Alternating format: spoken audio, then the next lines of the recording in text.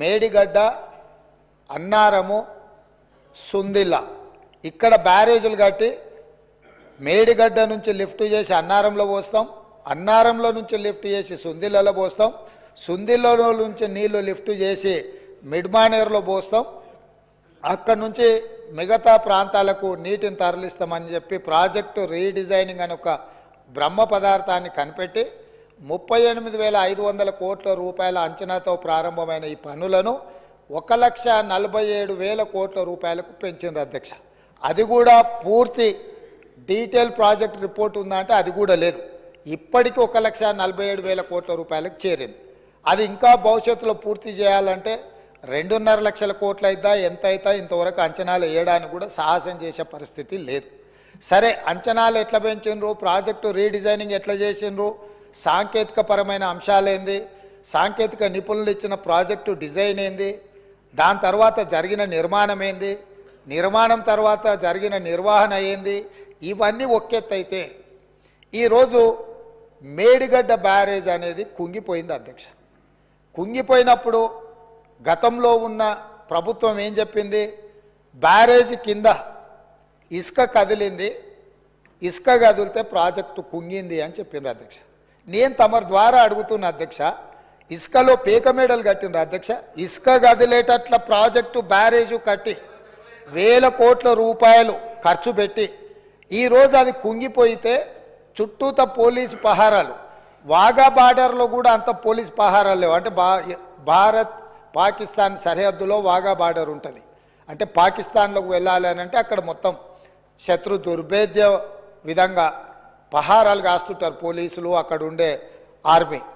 అంతకంటే ఈ మేడిగడ్డ ప్రాంతంలో పిట్ట కూడా ఎగరడానికి వీలు లేకుండా ఆనాటి ప్రభుత్వం ఆ కుంగిన బ్యారేజ్ను ఎవరిని చూడకుండా దాన్ని దాచిపెట్టినరు. దాంతో కేంద్ర ప్రభుత్వం దీనికి సంబంధించి ఫిర్యాదులు అందిన నేపథ్యంలో నేషనల్ డ్యామ్ సేఫ్ అథారిటీ అధికారులను పంపించి ప్రాథమికంగా ఆ ప్రాజెక్ట్ ఏం జరిగిందో చూసి ఒక నివేదిక ఇచ్చిండ్రు. ఆ కేంద్ర ప్రభుత్వం నుంచి ఇచ్చిన సాంకేతిక నిపుణులు ఇచ్చిన నివేదికను కూడా గత ప్రభుత్వం తప్పుపట్టింది. ఆ తర్వాత కాంగ్రెస్ అధికారంలోకి వచ్చిన తర్వాత అక్కడ జరుగుతున్న పరిణామాల నేపథ్యంలో కొంతమంది అధికారులు ఆఫీసుల నుంచి ఫైల్స్ మాయం చేసిందని టీవీలలో పేపర్లలో పెద్ద ఎత్తున వచ్చింది. తక్షణమే ప్రభుత్వం తేరుకొని విజిలెన్స్ అండ్ ఎన్ఫోర్స్మెంట్ అధికారులను మీరు ఆ ఫైళ్ళు మాయమవిన ఏమి మాయమైనాయి, ఎవరు మాయం చేసిండ్రు, అదేవిధంగా మేడిగడ్డ అన్నారం ప్రాజెక్టులలో జరిగిన అవకతవకల మీద మీరు ఒక నివేదిక తయారు చేయండి అని చెప్పి ప్రభుత్వం ఆదేశాలు ఇవ్వడం జరిగింది. సాగునీటి పారుదల శాఖ మంత్రి ఉత్తమ్ కుమార్ రెడ్డి గారు సూచన మేరకు ఈ ఆదేశాలు ఇచ్చినాం. వాళ్ళు పూర్తి స్థాయిలో వీటన్నిటిని పరిశీలించి ప్రాథమికంగా ఒక నివేదిక ఇచ్చారు. అందులో తీసుకున్న నిర్ణయాలు కానీ, లోపభూయిష్టమైన నిర్మాణాలు కానీ, నిర్వహణలో జరిగిన నిర్లక్ష్యానికి సంబంధించిన చాలా విషయాలను వాళ్ళు నివేదిక ఇచ్చిండ్రు. ఆ నివేదిక నేపథ్యంలో ఇప్పటి వరకు చాలామందికి సభ్యులకు కానీ రాష్ట్ర ప్రజలకు కానీ అక్కడ ఏం జరిగిందో ఏమైందో సంపూర్ణమైన సమాచారం లేదు. ఈరోజు కొత్తగా ఎన్నికైన శాసనసభ్యులు సగానికి పైగా ఉన్నారు. కొంతమంది సీనియర్లు ఉన్న ఈ ప్రాజెక్టులు నిర్వహణ పట్ల వాళ్ళకి ఏ మేరకు దాని మీద పట్టుందో మాకు తెలియదు.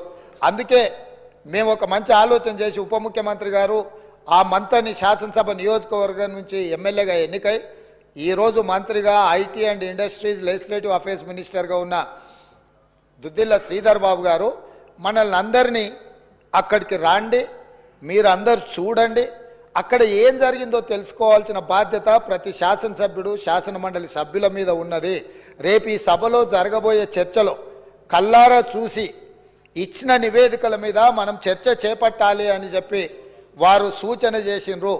ఈరోజు మంత్రి గారు కూడా నిన్న అంతకంటే ముందు మొన్న ఇదే సభలో మంత్రి గారు కూడా అధికారికంగా లేఖలు రాసిండ్రు.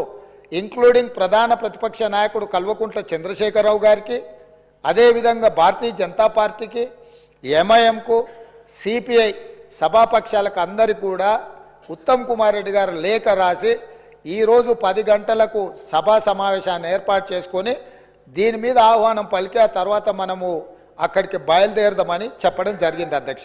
ఈ నేపథ్యంలో ఈరోజు మనమందరం